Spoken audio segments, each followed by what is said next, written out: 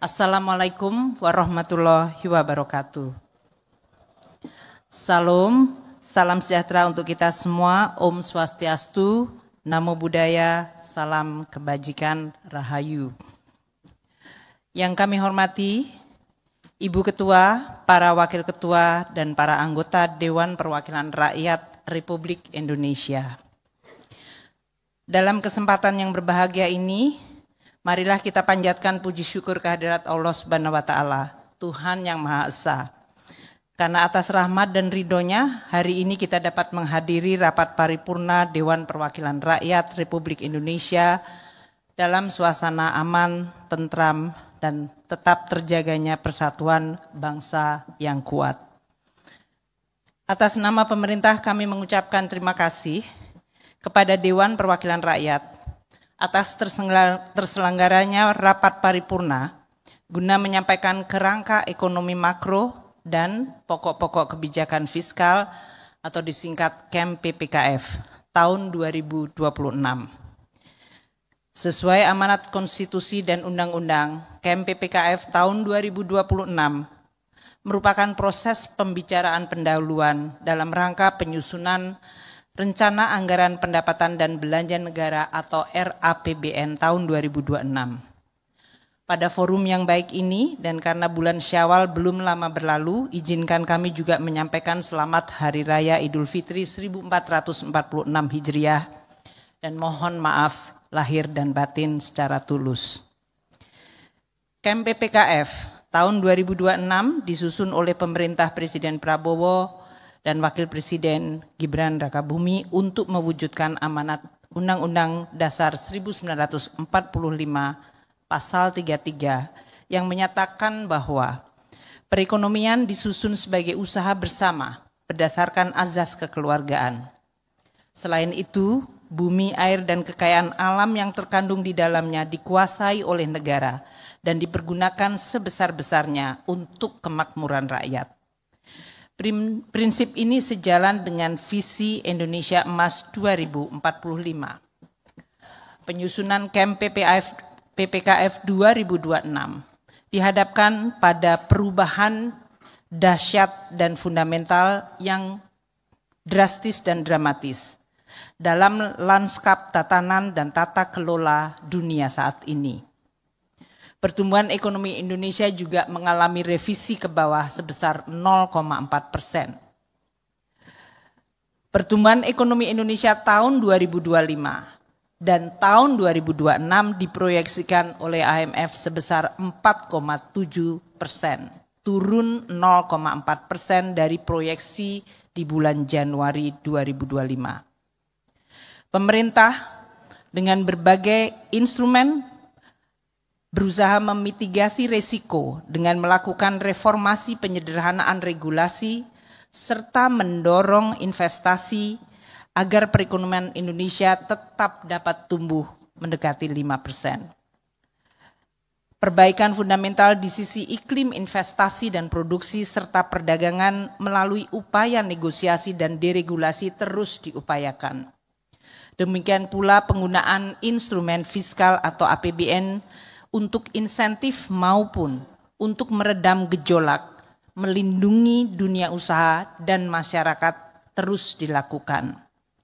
Semua ikhtiar ini tentu dijalankan dengan tetap menjaga APBN terjaga sehat, kredibel, dan efektif.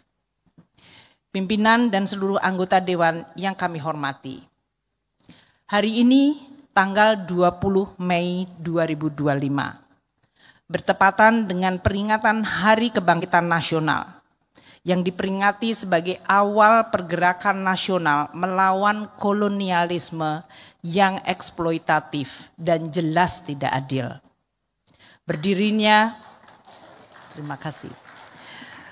Berdirinya Budi Utomo pada tahun 1908 menandai awal kebangkitan nasional dan semangat perlawanan terhadap penjajahan yang berpuncak pada proklamasi kemerdekaan tahun 1945.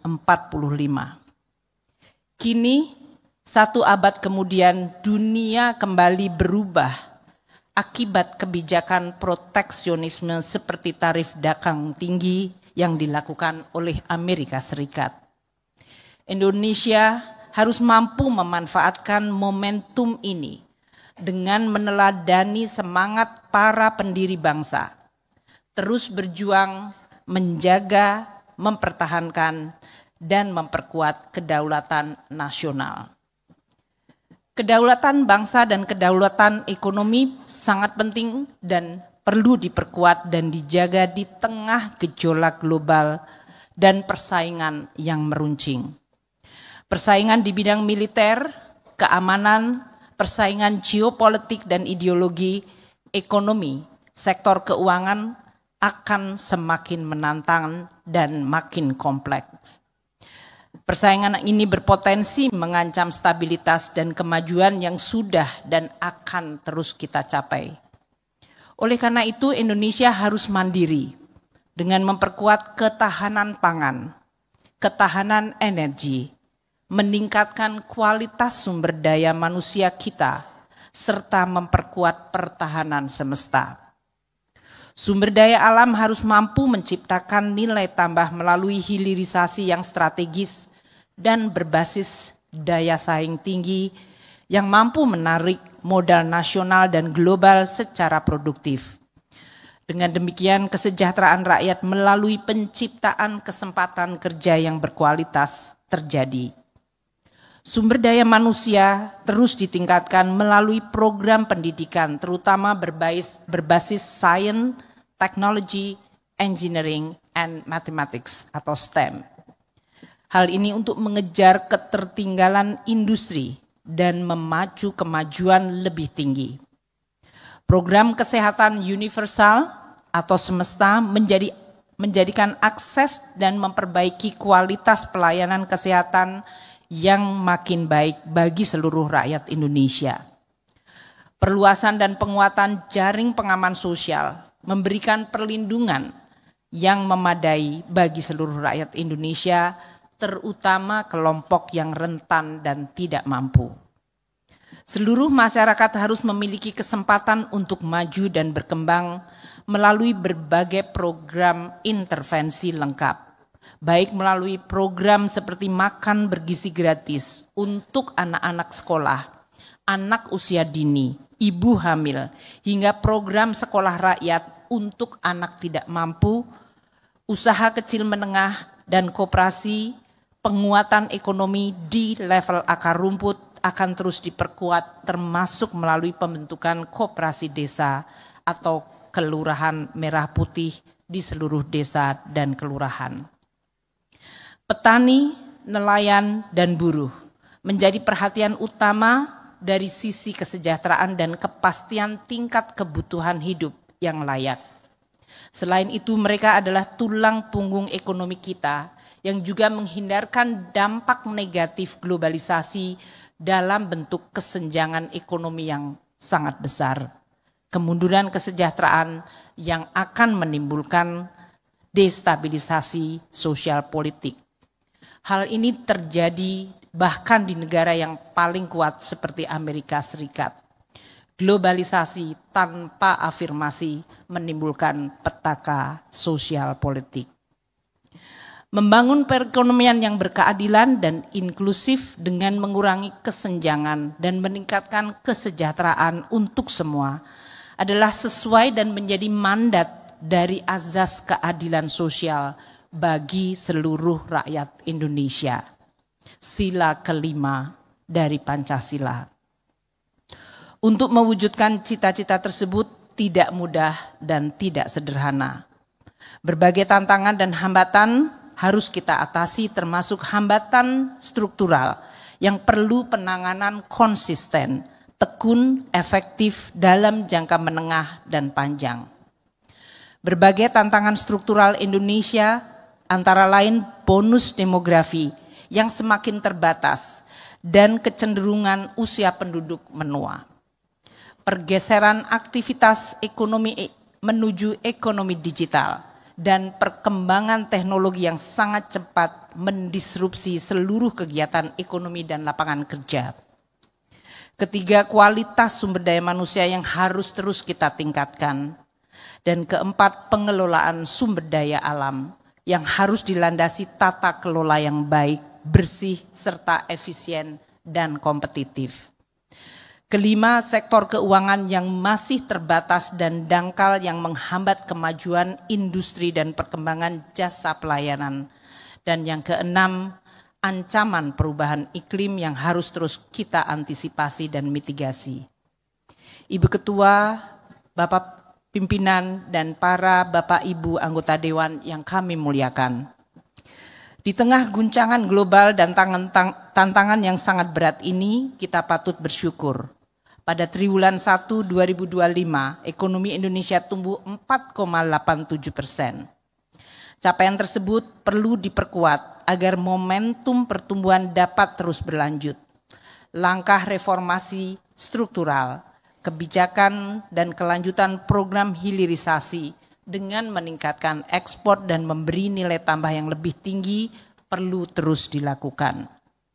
Perbaikan iklim investasi, penyediaan infrastruktur, dan peningkatan partisipasi swasta menjadi faktor penting. Dukungan terhadap UMKM dan koperasi perlu terus diperkuat untuk memperluas basis ekonomi domestik kita. Di sisi lain, stabilisasi harga melalui pemanfaatan instrumen APBN untuk menjaga inflasi tetap rendah dan harga-harga terjangkau masyarakat perlu untuk diteruskan. Nilai tukar petani dan nelayan menjadi penting untuk ditingkatkan. Instrumen penting untuk menjaga daya beli masyarakat, memastikan pertumbuhan konsumsi rumah tangga yang sehat adalah APBN yang sehat dan kredibel. Pada kuartal 1, kita menghadapi tantangan dengan pertumbuhan investasi yang hanya tumbuh 2,12%.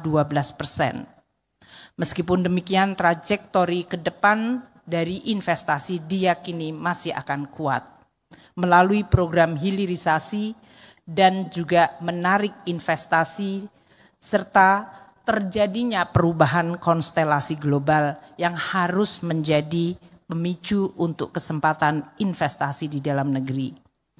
BUMN kita harus mampu menarik investasi, bukan dalam hal ini justru berkompetisi untuk mengurangi investasi.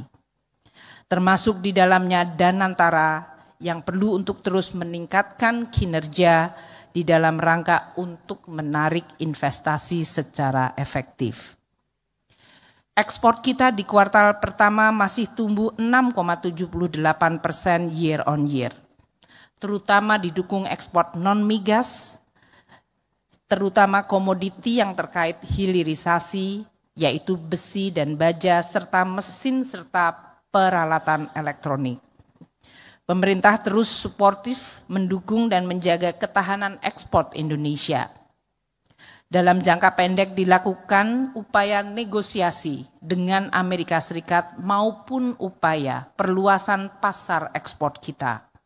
Dalam jangka menengah struktur produksi terus diperkuat agar semakin mengarah pada produk ekspor bernilai tambah tinggi. Sektor manufaktur mampu tumbuh positif 4,55% pada triwulan 1 2025. Ekspor manufaktur konsisten masih ekspansif. Ini mengkompensasi penurunan ekspor pertambangan yang mengalami dampak negatif dari berbagai gejolak dunia. Purchasing Manager Index Indonesia yang mengalami zona kontraksi pada April 2025 harus segera dikembalikan ke zona ekspansif. Penguatan ekspor dilakukan melalui peningkatan kemampuan menghasilkan produk bernilai tambah tinggi dengan multiplier terhadap penciptaan lapangan kerja yang berkualitas serta memperkokoh struktur perindustrian Indonesia. Sektor pertanian pada kuartal pertama tumbuh sangat tinggi, 10,52%. Ini memperkuat optimisme menuju ketahanan pangan. penyederhanaan tata kelola subsidi pupuk melalui pemangkasan 145 regulasi yang telah menjamin ketersediaan dan keterjangkauan pupuk di level petani, menjadi salah satu momentum perbaikan yang signifikan. Langkah strategis ini secara timing bertepatan dengan perkembangan cuaca kita yang telah berkontribusi terhadap kenaikan produksi dan produktivitas petani. Produksi beras nasional periode Januari hingga Maret meningkat 51% year on year. Hal ini menunjukkan bahwa Indonesia mampu menjaga ketahanan pangan di tengah ketidakpastian global. Pemerintah juga memberikan insentif fiskal secara terarah, selektif dan terukur untuk sektor strategis agar akselerasi transformasi ekonomi dapat terus dilakukan. Berbagai kebijakan itu akan meningkatkan pendapatan negara tahun 2026 antara 11,71% hingga 12,22% dari PDB. Peningkatan kualitas belanja dilakukan melalui langkah efisiensi, belanja operasional dan rekonstruksi belanja agar makin produktif dan berorientasi kesejahteraan. Program unggulan nasional seperti makan bergizi gratis, pembangunan sekolah rakyat, pembangunan sekolah unggulan, pembangunan lumbung pangan, koperasi desa dan kelurahan merah putih akan didukung melalui instrumen belanja yang efektif. Kebijakan subsidi energi dan non-energi terus disempurnakan agar semakin tepat sasaran, selaras dengan perbaikan akurasi data bagi program perlindungan sosial dan perbaikan mekanisme penyaluran bansos. Pemerintah akan memperbaiki sinergi dan harmonisasi kebijakan pusat dan daerah untuk meningkatkan kualitas belanja di daerah agar lebih produktif, perbaikan kualitas layanan publik dan penguatan kemandirian daerah. Melalui penguatan kualitas belanja tersebut, belanja negara pada tahun 2026 dialokasikan pada kisaran 14,19% hingga 14,75% dari PDB. Dalam menghadapi dan mengantisipasi tekanan dan dinamika global, kebijakan fiskal terus dirancang tetap ekspansif, terarah dan terukur. Defisit fiskal 2026 dijaga pada kisaran 2,48% hingga 2,53% dari PDB. Kebijakan APBN atau fiskal sangat penting untuk menjaga stabilitas ekonomi melalui strategi counter cyclical. Pimpinan di sini ada yang menulis disertasi counter cyclical, Pak. Yang efektif dan dari sisi timing pelaksanaan menjadi penting. Dukungan kepada dunia usaha dan masyarakat terus diperkuat. Keberlanjutan fiskal perlu dipastikan karena APBN adalah instrumen andalan dari masa ke masa, dari pemerintahan ke pemerintahan hingga terus Indonesia mencapai tujuan bernegara. Pembiayaan fiskal terus dijaga secara inovatif, prudent dan sustainable melalui pengendalian rasio utang dalam batas aman dan prudent. Mendorong efektivitas pembiayaan investasi dengan memberdayakan BUMN termasuk dan antara PLU dan Special Mission Vehicle. Memanfaatkan sisa anggaran lebih atau SAL untuk mengantisipasi ketidakpastian. Dan yang keempat, meningkatkan akses pembiayaan investasi dan modal kerja dan atau rumah bagi masyarakat berpendapatan rendah dan UMKM. Dan yang kelima, mendorong skema kerjasama pemerintah dan badan usaha yang sustainable. Pimpinan dan anggota Dewan yang terhormat, di tengah berbagai dinamika global, pertumbuhan ekonomi 2026 juga akan dihadapkan pada berbagai dinamika, gejolak, dan ketidakpastian. Kami memproyeksikan pertumbuhan ekonomi 2026 pada kisaran 5,2% hingga 5,8%. Dengan tetap menjaga daya beli masyarakat, mendorong transformasi dan reformasi ekonomi termasuk hilirisasi sumber daya alam, dan perbaikan iklim investasi dan sumber daya manusia. Laju pertumbuhan ini menjadi fondasi kuat untuk pertumbuhan hingga mencapai 8% dalam beberapa tahun ke depan dengan terus konsisten mencapai visi Indonesia Maju 2045. Dengan pertimbangan risiko dan ketidakpastian, suku bunga SBN tenor 10 tahun pada tahun 2026 diperkirakan pada kisaran 6,6% hingga 7,2%. Ini ada didukung dengan spread yang menarik dan trust dari investor terhadap stabilitas ekonomi dan kebijakan fiskal yang baik. Minat beli investor di pasar surat berharga negara akan terus terjaga dan menciptakan stabilitas baik di surat berharga negara maupun nilai tukar rupiah.